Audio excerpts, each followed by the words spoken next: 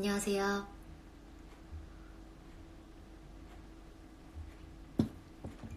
안녕하세요. 오늘은 책 이야기 할 거예요.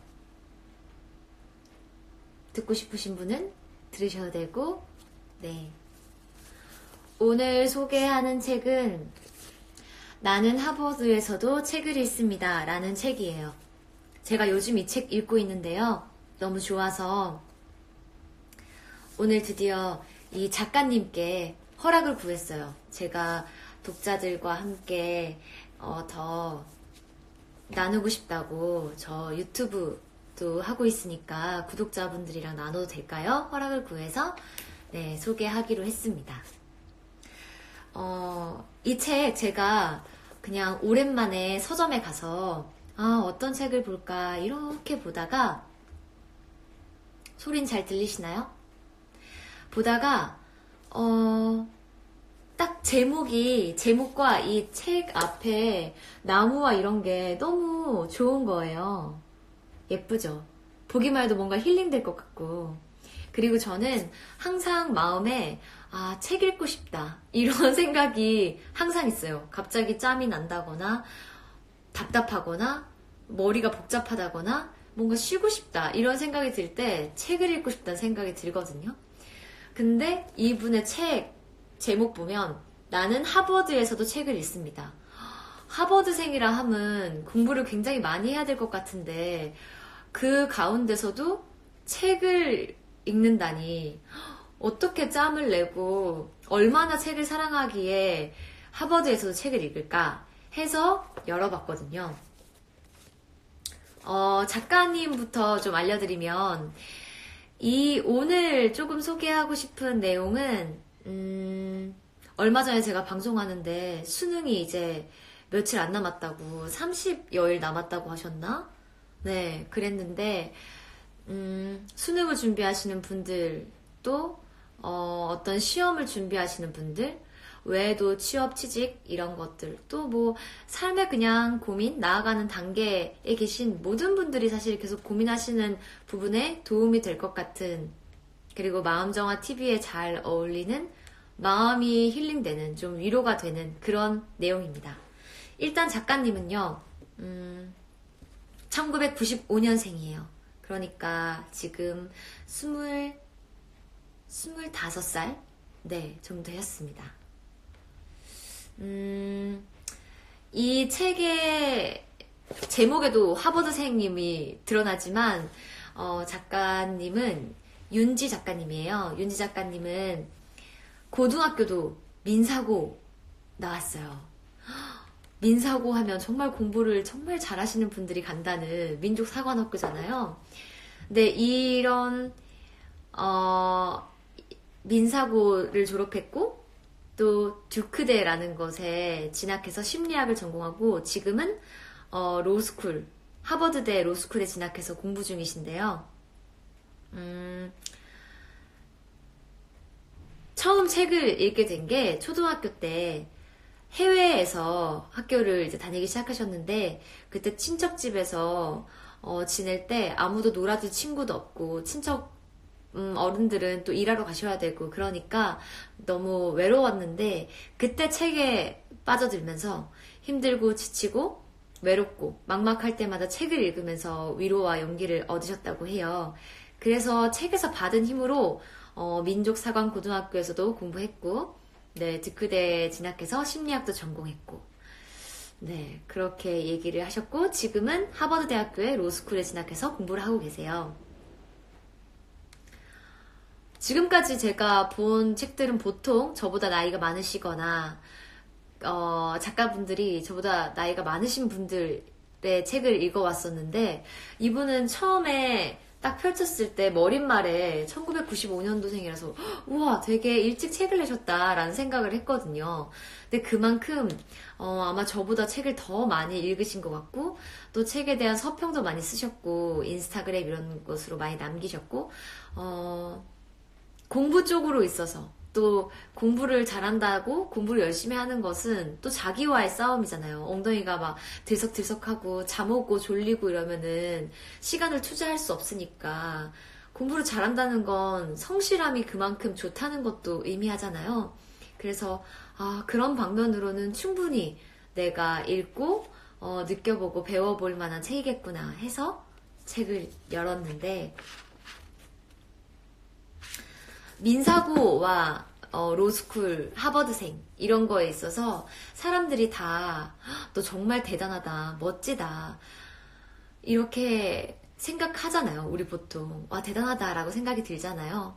근데 마찬가지로 윤지 작가님도 그것을 위해서 열심히 달렸지만 또 그 쏟아지는 어떤 관심, 기대 이런 거에 많이 힘들고 지쳤고 외로웠었는데, 그런 시간들을 어떤 책과 또 어떤 생각들로 이겨냈는지가 담겨 있거든요. 제일 먼저 좀 읽어드리면서 소개하고 싶은 페이지를 찾아볼게요. 잘 들리시죠?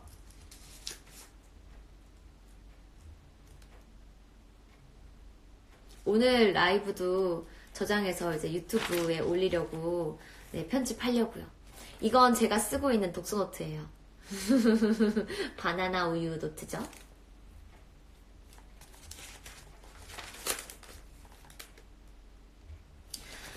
제일 첫 부분이에요.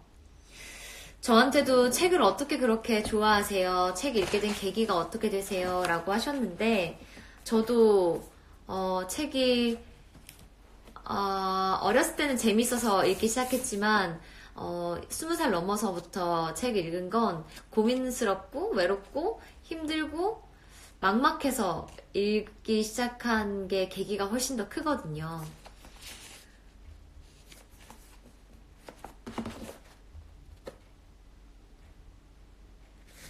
15쪽입니다. 살다 보면 흔들리는 순간이 너무 많다는 것을 깨달았기 때문입니다. 책을 읽게 된 이유가요? 살다 보면 흔들리는 순간이 너무 많다는 걸 깨달았기 때문이다. 내 꿈이 아닌 다른 사람의 꿈을 꿀 때도 있고, 나는 동의하지 않지만 어쩔 수 없이 연장자나 윗사람, 공동체의 뜻을 따를 수밖에 없는 순간도 정말 많다. 나는 그런 순간마다 나 자신을 지키기 위해 책을 읽었다. 책을 읽으며 내 생각에 확신을 가질 수 있었고, 나와 다른 상황에 놓인 사람을 이해할 수 있었다. 책을 통해 한 번도 해본 적 없는 생각을 할 수 있었고, 책이 있어 내가 경험하지 못한 세상을 만날 수 있었다. 이런 시간이 차곡차곡 쌓이면서 나의 내면이 더 단단해졌고, 나의 생각이 더 넓어졌고, 나의 이해가 더 깊어졌다고 확신할 수 있다. 물론 지금도 여전히 부족한 점이 많은 젊은이지만. 며칠 전에 제가 인스타그램 피드로도 남겼거든요. 저도 그런 시기에 그랬던 것 같아요. 내 꿈은 뮤지컬 배우고 이런 사람인데, 타인의 꿈, 말하자면 부모님이 바라는 사람, 선생님이 기대하는 나, 친구들이 기대하는 나, 뭐가 됐든 다른 사람의 꿈, 또는 이 길을 계속 걸으면서도 내가 하고 싶은 것과 이 공동체의 어떤 목표와 이런 거에서 좀 많이 고민하고 흔들리고 외로울 때도 있었어요. 근데 그런 순간에 책을 그때 그냥 제 상황에서는 아무도 내 편이 없는 것 같고 내 생각과 같은 사람이 없는 것 같았는데, 책을 읽을 때는 나와 똑같은 고민을 하고 있는 사람이 어딘가에 또 있고, 내 생각이 틀리지 않았다는 걸 확신할 수 있는 계기가 돼서 너무 위로가 많이 되었거든요. 여러분 중에도 그렇게 책을 읽는 분이 계시나요? 그리고 책을 읽으라고 어른들이 말할 때 그러잖아요. 간접 경험을 많이 할 수 있고 넓은 세상을 알 수 있다. 그것 또한 맞는 말인 것 같아요. 그리고 오늘은 책을 읽는 기분으로 제가 들려드리는 이야기를 그냥 듣고 또 나는 어떤지 생각을 하는 시간을 갖는 영상이었으면 좋겠습니다. 잘 듣고 계시죠? 이게 올라가고 있었는데 몰랐어요. 댓글이 달린지 몰랐네. 안녕하세요. 표지부터 너무 예뻐요. 취미이자 휴식입니다. 맞아요, 독서가. 소리를 못 듣고 있어요? 오늘은 소리를 들어야 되는데. 저자분이 대단하신 분이네요. 맞아요. 책 읽고 있다가 배우님 라이브 방송 뜨길래 얼른 들어왔어요. 고맙습니다.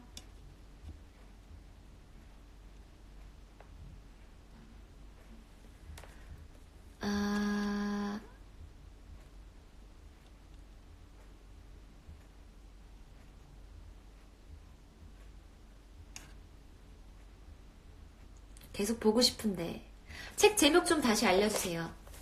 나는 하버드에서도 책을 읽습니다. 예요. 괜찮아요. 나중에 못 들으신 분들은 제가 이거 유튜브에 올릴 거라서 그냥 혼자 영상을 읽을까, 영상을 만들까 하다가 라이브로 이렇게 들려드리고 또 댓글도 조금 보면서 이렇게 소통하면서 남기면 어떨까 해서 그래요. 저도 그냥 우울할 때 찾아보는 책도 있고 제목에 끌려서 읽게 되기도 합니다.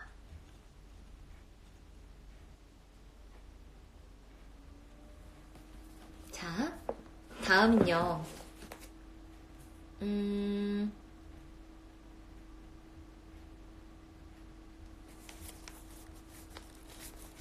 너무 좋아요. 다행이네요.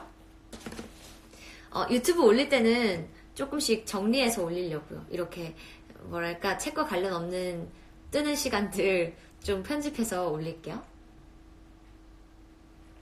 오늘부터 저도 책 읽을게요. 약속. 좋아요.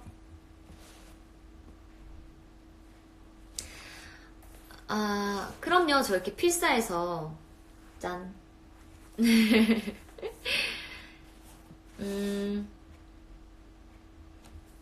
이 책에서 제가 많이 공감했던 부분은 무언가 꿈을 이루어가고 올라간다고 생각하는 거. 우리 보통 인생을 올라간다고 생각하고 등산이라고 생각하잖아요. 오르막이 있고 내리막이 있고 이렇게. 근데 올라간다고 생각하는데 사실 어디가 정상인지 모르겠는 거예요. 처음에 오를 땐 이만큼이 정상인 줄 알았는데 올라보니까 또 산이 있고 그 산을 넘으면 또 산이 있고. 삶이 그렇잖아요. 작가님도 작가님뿐만 아니라 저희 대한민국에 있는 학생들이라면서 다들 입시가 전쟁이잖아요. 대학만 붙으면 대학교에는 가서는 막 자유가 있을 것 같지만 대학교에 가선 또 너 이제 시험 뭐 할 거야? 진로 뭐 할 거야? 뭐 그런 산을 또 넘어야 되고 졸업하고 나면 취업의 문턱을 넘어야 되고 취업 문턱 넘으면 너 결혼 언제 하니? 돈 언제 모으니? 집 언제 사니? 결혼하고 나면 애기 언제 낳니? 계속 그런 산을 넘어야 되잖아요. 그리고 그런 것들을 또 이루어 간다고 해도 잘 이루어 간다고 해도 사람들이 계속해서 나는 이 정도 만족하고 내가 여기까지 온 것도 충분히 너무 행복해 기뻐 하는데 이미 다른 사람들이 거기까지 갔어? 축하해보다 야 너 이제 거기까지 갔어? 그럼 그 다음 거기 가야지 라고 하는 거예요. 가령 제가 뮤지컬 배우가 너무 꿈이에요 했을 때 다들 어떻게 네가 뮤지컬 배우가 되려고 해. 여기서 아무런 인맥도 없고 정보도 없고 하지만 전 될 거예요. 어떻게든 될 겁니다. 했는데 이제 데뷔를 하니까 우와 너 진짜 꿈을 이뤘구나. 축하해. 그럼 이제 배역 맡아야지. 이제 막 시작했는데 너 이제 유명해져야지 라고 하는 거예요.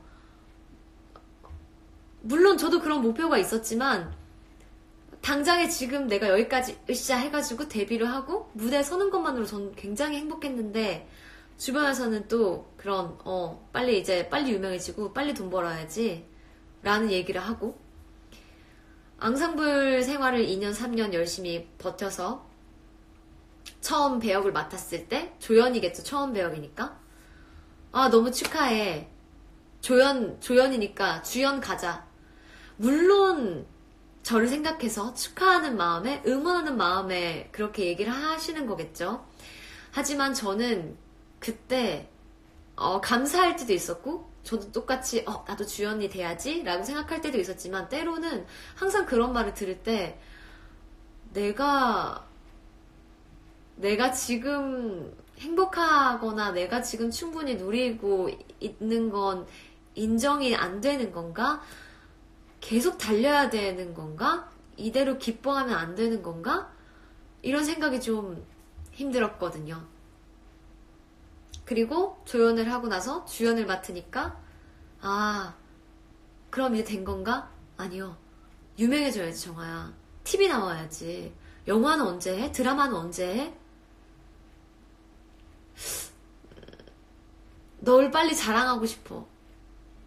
결국에 제 꿈이 또 누군가의 꿈이 되지만 그게 감사하기도 하지만 제가 유명한 게 저에게 좋은 것인지 그 상대의 자랑이 돼서 좋은 건지 모르겠는 거죠.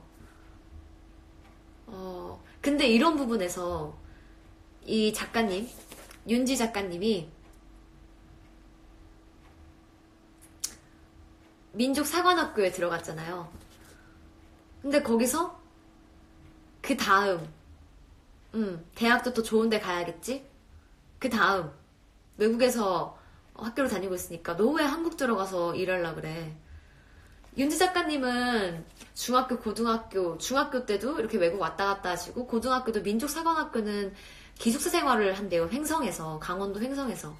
그래서 가족들과 시간을 못 보냈고 대학교 역시 외국으로 가셨으니까 가족들이랑 시간을 많이 못 보내서 늘 가족에 대한 그 마음이 있어서 한국으로 들어와서 가족 품에서 한국에서 일하고 싶은데 사람들은 너 그렇게 잘난 스펙이 있고 외국에서도 취업도 되고 인턴도 하고 있고 그런데 왜 한국으로 들어와? 거기서 더 네 꿈을 펼쳐.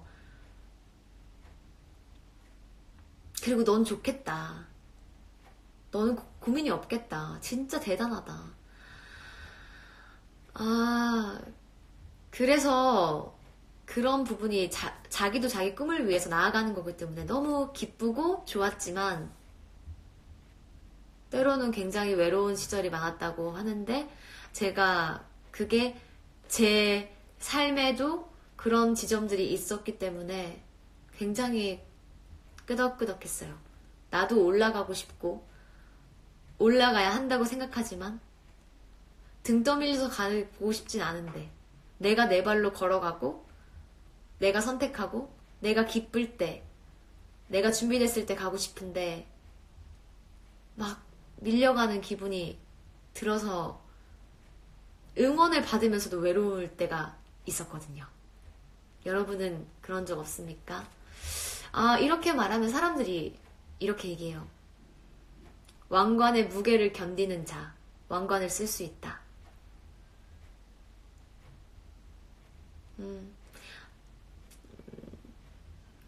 견디게 할 수 있는 독한 말이면서도 그런 정말 왕관을 쓰느라 힘든 사람한테는 그 말 진짜 힘든 말이거든요.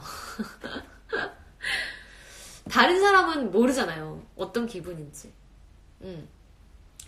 물론 그 사람은 정말 밖에서 봤을 때 잘 되고 있기 때문에 너무 축하하는 말이고 힘을 주는 말인데 때로는 굉장히 아무도 내 어려움, 개인적인, 인간적인 외로움에는 관심이 없고 잘하는 것만 관심이 있구나라고 해서 힘들 때도 있거든요. 약간 울컥했네.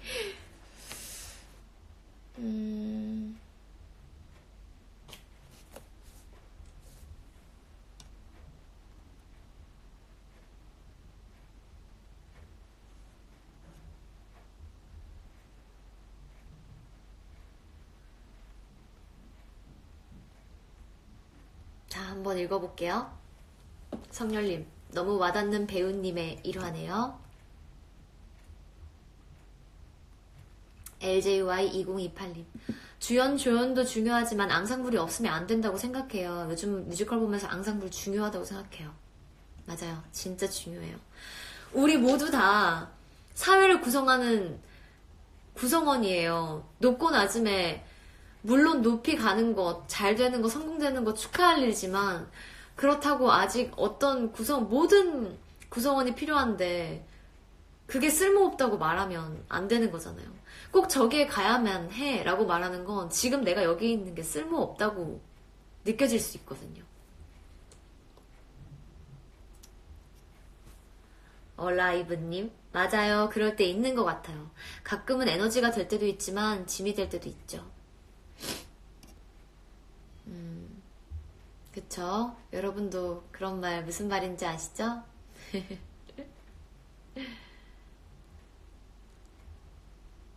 이야기 들으면서 눈물 나요? 그쵸.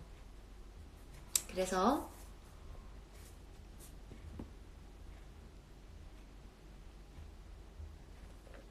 그리고 이제 시작하는 단계라면 앞으로 자꾸 나아가길 바래서 슬퍼지기도 하고 또 이렇게 지나온 사람들이 생각했을 땐 지나오지 않아도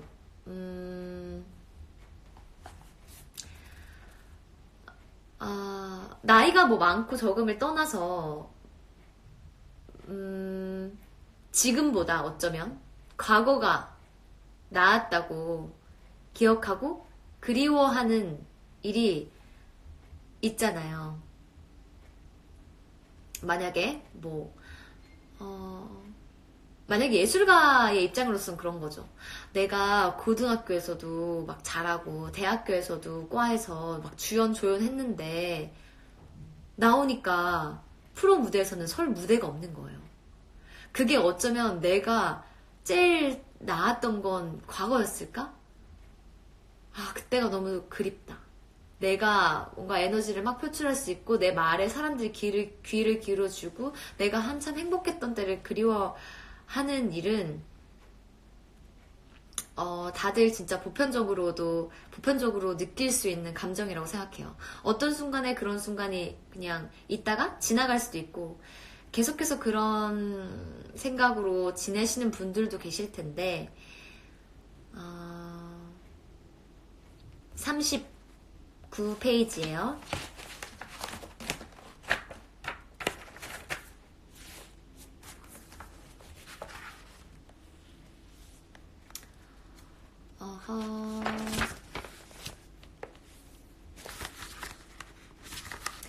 어쩌면 지금보다 나았다고 기억하는 과거를 그리워하는 일이 누구나 겪는 보편적인 감정이라서 한 사람의 전성기를 다룬 영화나 드라마, 책, 노래, 공연이 이렇게 많은 사람들의 마음을 울리는 것은 아닐까? 그때 참 좋았지. 이렇게 생각하는 것들이요.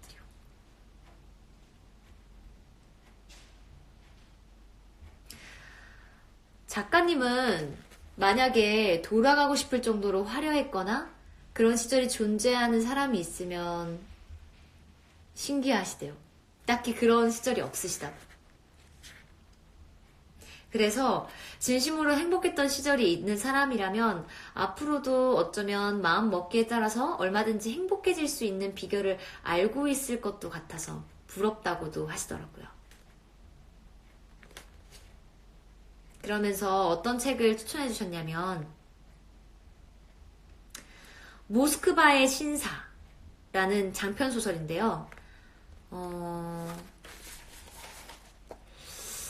어떤 책인지는 이제 소개하기 오래 걸리니까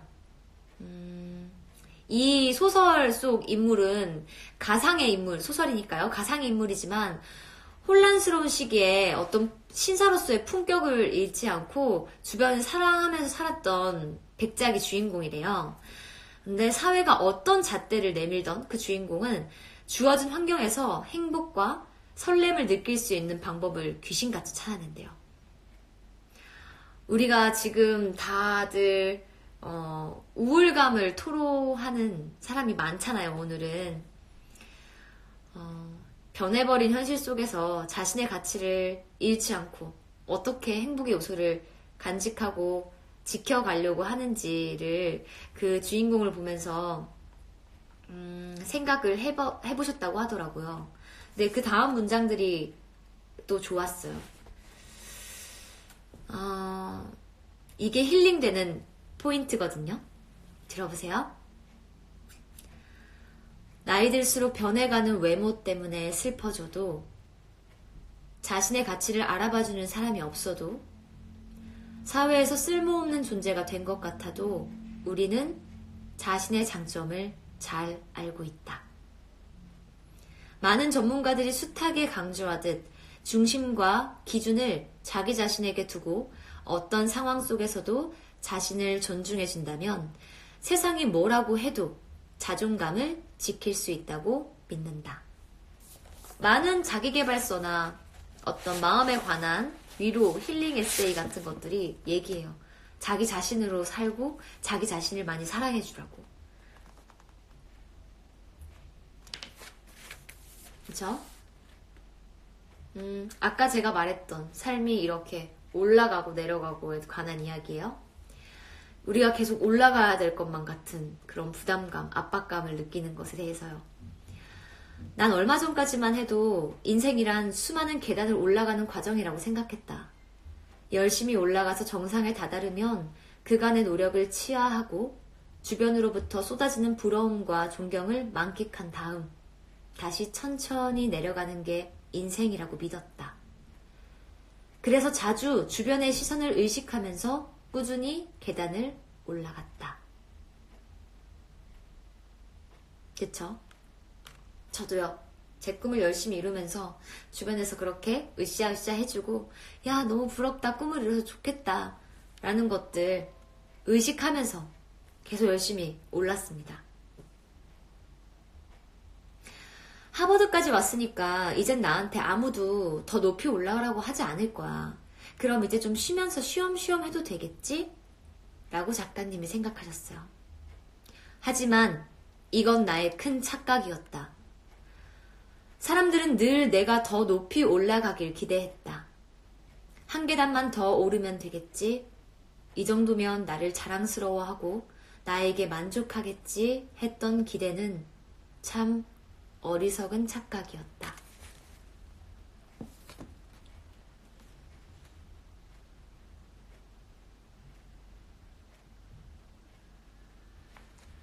어떠세요?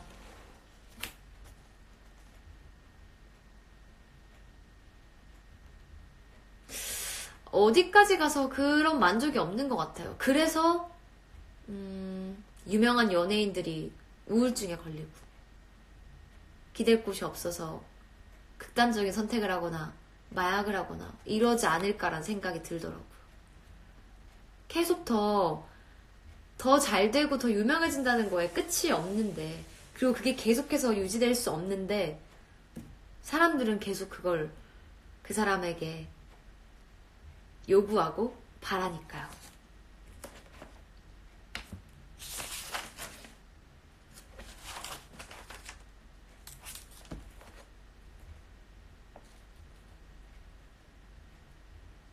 그리고 또 뭐 저의 그런 관련된 이야기를 하자면 올라가면서 저는 충분히 저의 성취들로 행복했거든요. 성취감도 있고.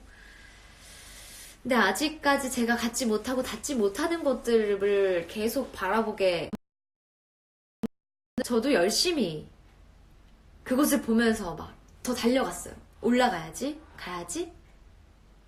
근데 그러면서도 또 열심히 달리려고 하면서도 또 저에게 건강 챙겨야 된다. 주변 사람들 챙겨야 된다. 자주 얼굴 봐야 된다. 그렇게 올라가기도 너무 숨이 턱턱 막히게 열심히 하고 있는 저에게 인간적인 여유나 주위를 둘러봄까지 요구할 때 전체적으로 제 삶을 삶에 질문하게 되더라고요. 나 잘 살고 있는 걸까? 나 이렇게 지내도 되는 걸까? 뭐가 맞는 걸까? 그런 고민이 정말 많아서 제가 책을 많이 읽었거든요. 나처럼 고민하는 사람? 나처럼 힘든 사람? 어떻게 돌파했을까? 어떻게 해결했을까? 나만 이런 걸까? 나만 그런 건 아니겠지.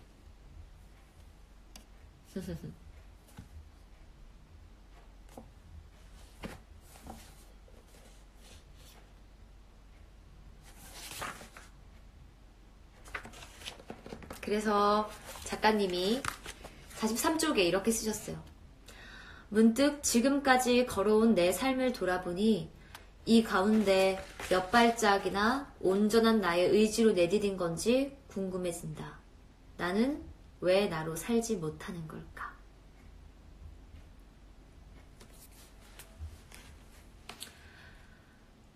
학생 때 공부해라에 스트레스 받으시는 분들도 이런 사춘기 때 이런 생각 많이 하실 테고, 직장인이어도 어른이 되고 나서도 우리는 많은 역할들이 있잖아요.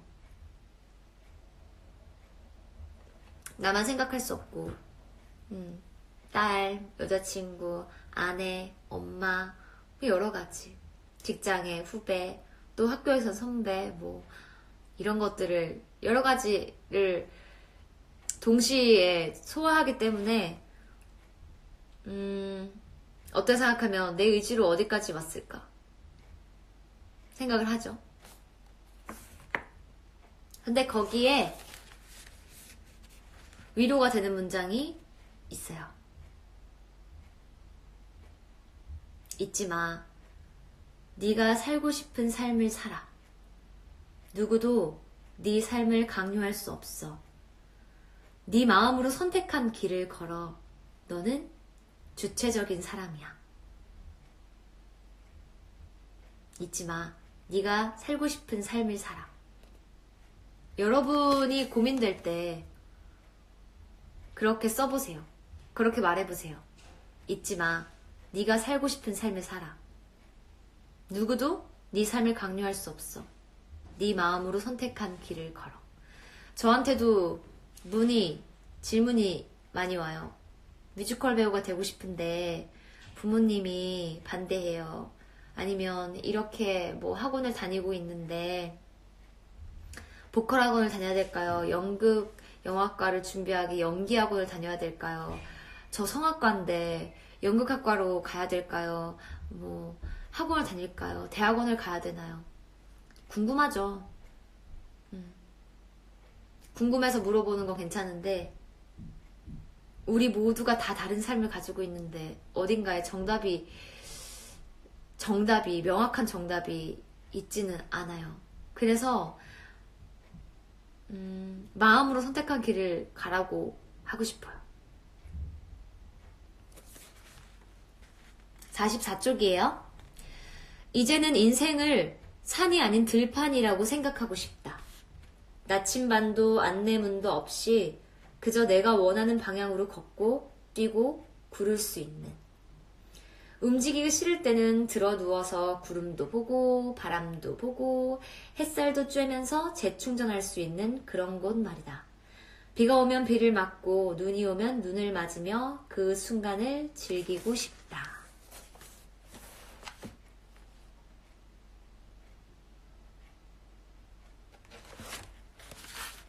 자기만의 들판에서 우리는 누구라도 될 수 있고 무엇이라도 할 수 있을 테니까 모든 사람들이 태어나서 죽을 때까지 자기 자신으로 살 수 있기를.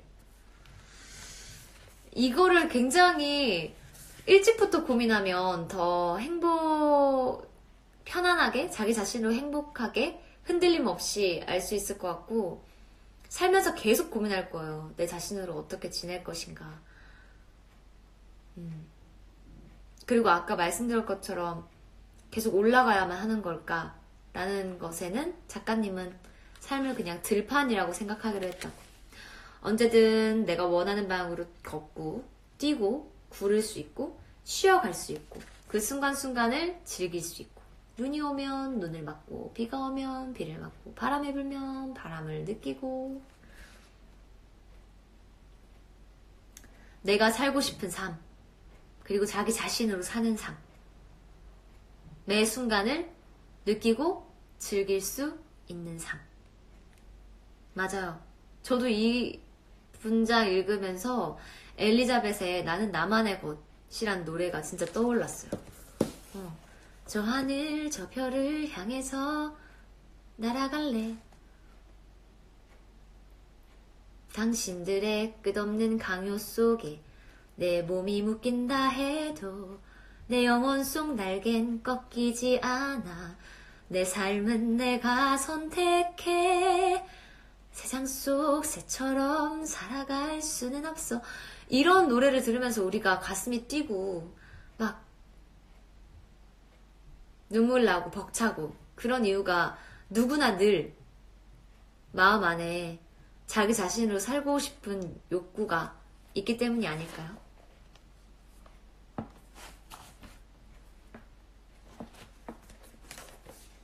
자, 댓글 한번 볼게요. 현진님, 맞아요. 일하다 보면 좋은 결과 더 원하게 되고 그 외에 다른 것들도 신경 써야 되고 이리저리 치여서 벅차게 느껴질 때 많았는데 돌아보면 결국 그 삶 중에 진정 내가 원하는 것은 무엇인가 고민하게 되고 그 안에서 제가 원하는 것을 찾게 되더라고요. 건강하신 분이네요. 사회참이 윤심덕 대사 같아요. 누구도 나를 묶지 못해. 맞아요. 누구도 나를 묶지 못해. 저는 힘들 때 복 받은 사람입니다. 바라보고 믿고 꿈꾸고 말하고 있어요. 좋아요. 안녕하세요. 자기 자신으로 살 수 있기를.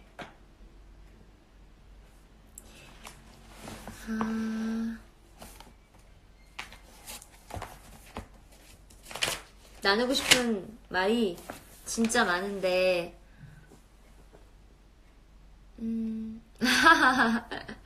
정화 엘리자벳 보고 싶지만 이 말 또한 배우님에게 무게 있는 왕관이 될까봐 속상해요. 흑흑. 저도 엘리자벳 하고 싶으니까.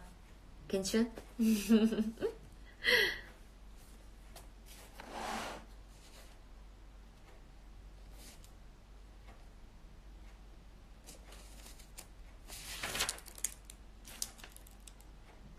또 배우님 하고 싶은 거 다 하세요. 좋아요. 그렇게 하고 살게요.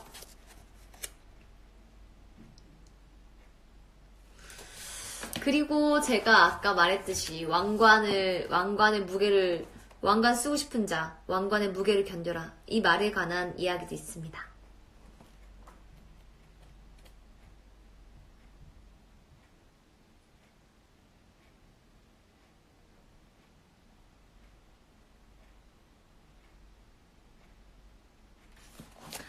얼마 전에 배우님 여러분이 배우님이라고 하니까 제가 작가님이 민사고를 나오시고 지금 하버드생이잖아요.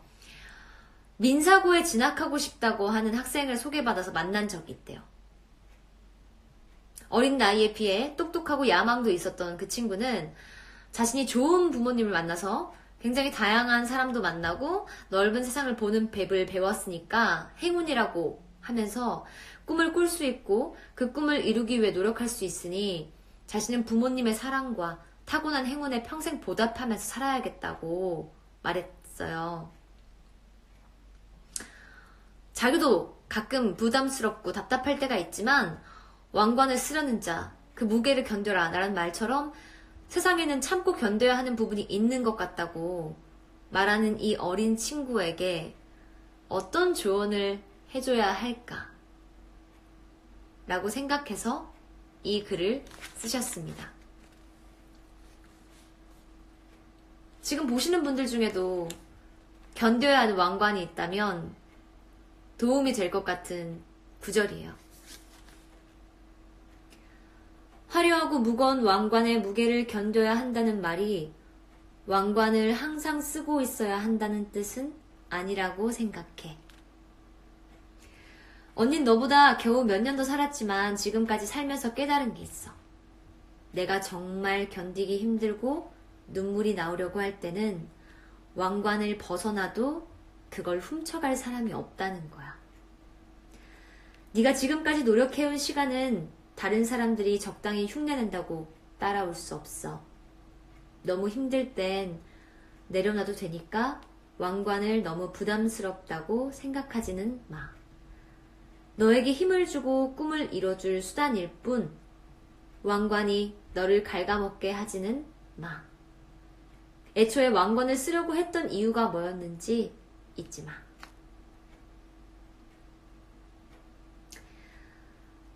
이 말이 참 좋았어요. 왕관을 쓰려는 자, 그 무게를 견뎌야 한다는 말이 항상 그 왕관을 써야 한다는 말은 아니라는 거. 지칠 때는 내려놔도 돼요. 하지만 그걸 우린 다들 내려놓으면 뺏길 거라고 하잖아요. 내가 쌓아 올려서 만든 왕관이라면 누군가 나에게 씌워준 그런 쉽게 나에게 온 왕관이 아니라 내가 열심히 그 무게를 견디면서 챙긴 왕관이라면 잠깐 내려놔도 그 무게를 감당할 사람이 없다는 거예요. 내가 지금까지 쌓아온 걸로 이 무게를 감당했기 때문에 내가 잠깐 내려놓는다고 해서 내가 지금까지 버텨온 시간들이 없어지지 않는다는 거. 저에게도 굉장히 위로가 됐어요. 아, 내가 잠깐 쉬면 날 잊지 않을까? 내가 설 자리가 없진 않을까?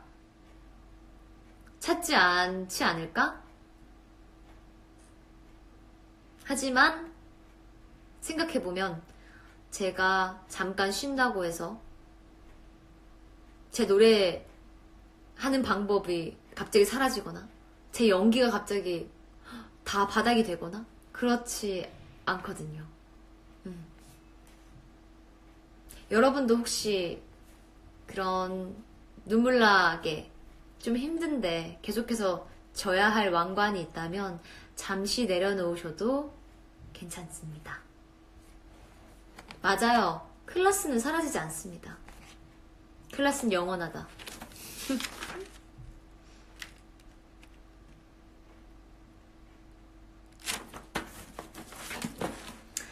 눈물 나려고 하는데 눈 크게 뜨면서 참고 있어요. 저한테도 힐링되는 글귀입니다.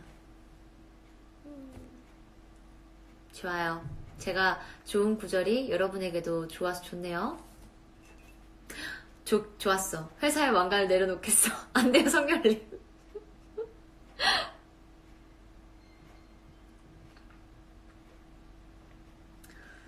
그거 내려놓은 다음에 다시 들 수 있는 거죠?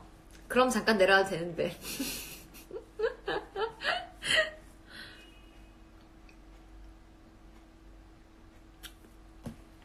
그래서 이런 부분이 아까 그 민사고 준비하는 친구한테도 그렇고 동생이 이 윤지 매니저 윤지 작가님의 동생분이 수능을 치게 돼서 응원 편지를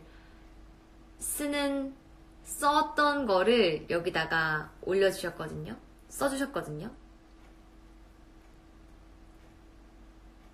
얼마 전에 수능이 얼마 안 남았다고 응원해달라고 했던 분께 저도 열심히 수고하셨다. 열심히 준비한 거 잘 거뒀으면 좋겠다라고 했는데 이 문장들이 정말 멋진 문장인 것 같아요. 줄 읽어드릴게요.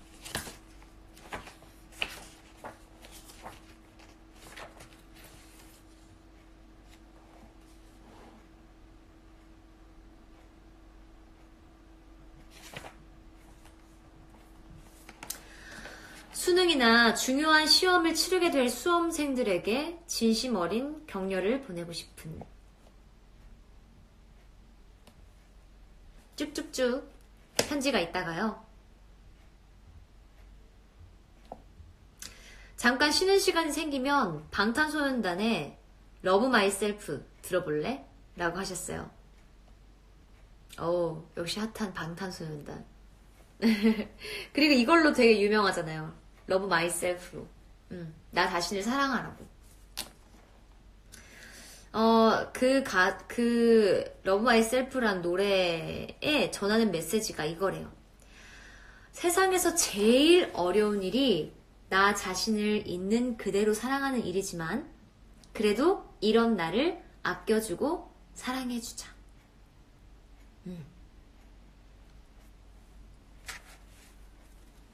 뭐라고요? 세상에서 가장 어려운 일이 나 자신을 있는 그대로 사랑하는 일이지만 어려운 일이지만 그래도 이런 나를 아껴주고 사랑해주자.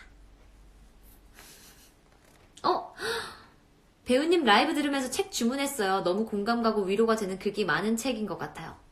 좋아요. 이렇게 책 판매에 도움이 되는 영상이라면 너무너무 좋죠. 고맙습니다.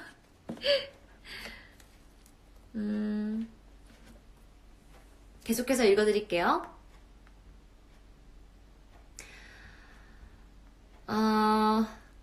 내가 봤을 때 넌 분명 너 자신을 사랑하고 있고 자신감도 있어.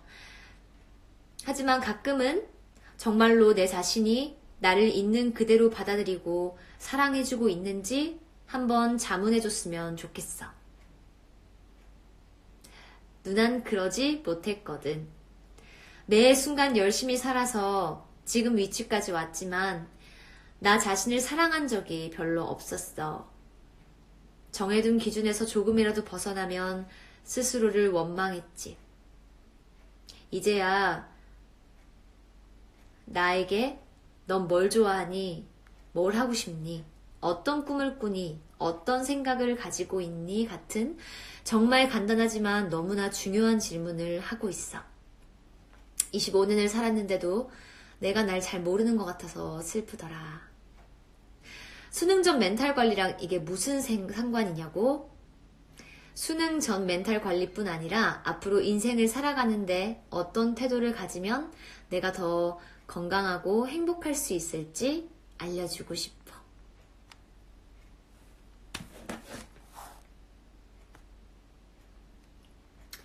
수능은 당연히 많이 부담스러운 시험이야.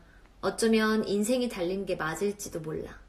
그런데 네가 지금 어떤 꿈을 꾸고 있어서 하루 4시간밖에 못 자면서 공부를 하고 이 문제를 푸는지 매일 1시간, 매일 10분, 매일 1분씩이라도 고민한다면 네가 수능을 대하는 태도가 달라질 거야. 두렵고 이겨내야 할 대상이 아니라 네가 원하는 길을 가기 위한 하나의 수단이라고 생각할 수 있지 않을까? 너는 지금 충분히 열심히 하고 있어. 너를 사랑하는 사람들의 응원을 무기 삼아서 네 자신을 믿길 바래. 네가 하고 싶은 일을 떠올리고 살고 싶은 미래를 그리면서 끝까지 파이팅해. 수능이 너를 좌지우지하게 만들지 말고 너를 끌고 가게 만들지 마. 내 인생의 주인은 너고 내 인생, 너의 인생의 주인은 너고 수능은 네가 인생을 조금이라도 편하게 살 수 있도록 도와주는 도구라고 생각하길 바래. 단지 시험을 위한 공부라고 생각하지 말고 너를 위한, 내 인생을 위한 공부라고 생각하길 바래. 네, 여기까지입니다. 수능 공부 우리 다들 수능 쳐가지고 이게 무슨 기분인지 알죠? 수능 망하면 인생 다 망할 것 같고 내 19년의 삶을 꼭 수능 시험 때문에 대학 가는 것 때문에 다 올인해서 걸었는데 이거 망치면 정말 내 인생 끝나는 것 같잖아요. 근데 그 이유가 저도 고등학교 경주여자고등학교라고 경주는 비평준화 지역이어서 이렇게 뺑뺑이로 가는 데가 아니라 공부해서 중학교 때부터 성적 순으로 고등학교를 이미 가거든요. 그러니까 입시가 대학교뿐만 아니라 고등학교 올라가는 중학생 때도 입시 스트레스가 있어요. 근데 잘하는 친구들이 중학교에서 잘한다는 친구들이 모여서 경주여자고등학교에서 경주여고에서 이제 공부를 하다 보니까 거기서도 밀리면 되게 스트레스인데 수능은 전국구로 그렇게 하는 거잖아요. 근데 그 친구들이 꿈이 있어서 그렇게 공부하는 친구도 있지만 그냥 부모님이 열심히 하라고 하고 나도 나중에 어떤 선택의 폭을 넓히고 싶으니까 무작정 열심히 하는 건데 근데 점수가 마음대로 잘 안 나올 때 되게 속상하고 다 막 삶이 무너지는 것 같거든요. 근데 이 말이 맞는 것 같아요. 물론 수능이 많이 부담스러운 시험이고 우리가 살아가는 데 있어서 지금 제일 중요하고 뭔가 놓치지 말아야 되고 내가 이걸 꼭 해야 될 것 같은 것들이 있잖아요. 물론 그게 다 너무 중요하지만 이건 그냥 내가 내 꿈을 이루는데 수단일 뿐이지 이게 전부일 수 없어요. 내 인생의 전부일 수 없어요. 내가 뭐 제가 제 입장에선 지금의 저라면 이 작품 꼭 하고 싶고 오전 열심히 봤어요. 떨어졌어. 뭐 이게 너무 하고 싶어서 제가 열심히 오션을 봤지만 떨어진다고 해서 제 인생 끝이 아니거든요.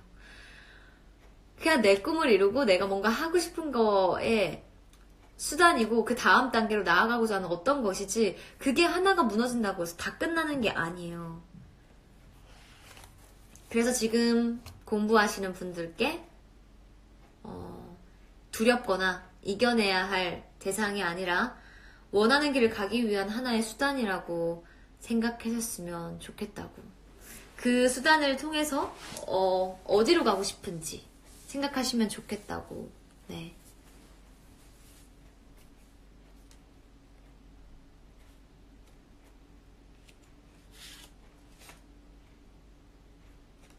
그리고 마찬가지로 그런 게 전부가 아님을 얘기하고 싶은 게 내가 제일 중요하고 나 자신이 제일 중요한데 외부적인 세상의 평가나 사는 사람, 다른 사람들의 평가로 나를 판단하게 두지 마세요. 그게 수능이 나를 끌고 가거나 어떤 그런 도구가 나를 막 끌고 가게. 이거는 돈과도 마찬가지예요. 어린애 되었을 때 돈이 굉장히 중요하잖아요. 우리가 살아가는데. 돈이 없다고 해서 사람의 가치가 낮아지거나 돈이 많다고 해서 그 사람이 굉장히 더 특별한 사람이 되거나 그렇게 생각하면 안 되는 거잖아요. 내가 직업이 없다고 해서 내가 지금 취업 준비를 한다고 해서 내 가치가 내가 정말 쓸데없는 사람인 건가? 아니거든요. 그냥 그건 수단이에요. 내가 더 행복한 내가 되기 위한 수단. 그러니까 너무 그 외부적인 판단을 모두 나라고 생각하지 마세요. 내 외모, 내가 가지고 있는 것들이 전부 내가 아니라는 거. 나 자신은 누구랑 비교할 수 없이 너무 특별하고 나 자신만의 장점이 있고 나 자신만의 스토리가 있고 역사가 있으니까요. 그동안 댓글이 많이 올라갔네요.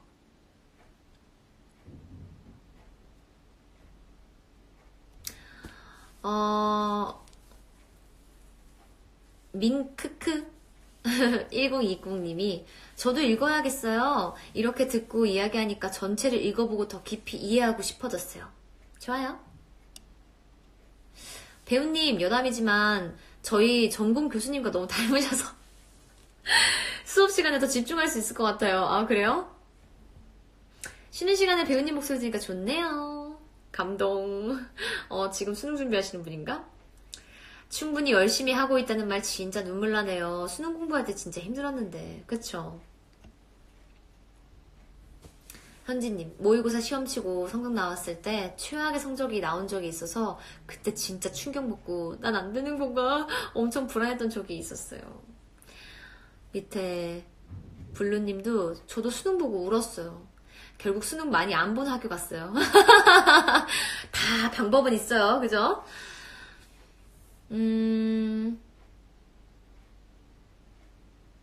두부님? 저도 시험 준비 중인데 시험이 인생을 위한 도구라고 생각해. 라는 글귀 들으니까 힘나요. 힘내요. 행복을 위해서 나아갑시다.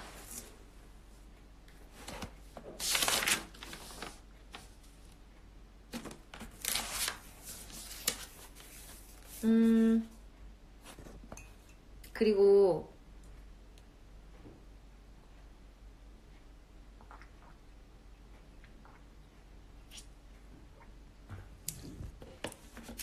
행복을 위해서 나아갑시다. 그 말이 좋네요, 저는. 좋아요. 아마 지금 거의 1시간 다 돼가는 것 같은데 오늘은 여기까지 하겠습니다. 그리고 이제 뒤에도 제가 계속해서 적고 여러분에게 얘기해주고 싶은 이야기 다음에 또 함께 할게요. 언제 할지 몰라서 저도 뭐 언제 라이브 하겠습니다 라고는 말씀을 못 드려서 네 그렇지만 그래도 라이브 하는 건 이제 다 남겨서 유튜브로 옮길 거라는 거. 네 여러분 오늘 남은 날 더 잘 보내시고요. 언제나 나 자신으로 내가 원하는 선택을 할 수 있는 분들이 되셨으면 좋겠습니다. 축복합니다. 취준생인데 한창 자존감이 낮아지고 내가 이렇게 능력 없는 사람인가 라며 자책 많이 했는데 오늘 배우님 라방 너무 힘냈어요. 고마워요. 고맙습니다. 배우님 저 공부하면서 라디오처럼 잘 들었습니다. 오늘도 감사해요. 다음 라이브 기대할게요. 좋아요. 책 사서 여러분도 읽어보시면 저랑 할 말 더 많을 거예요. 안녕. 고맙습니다.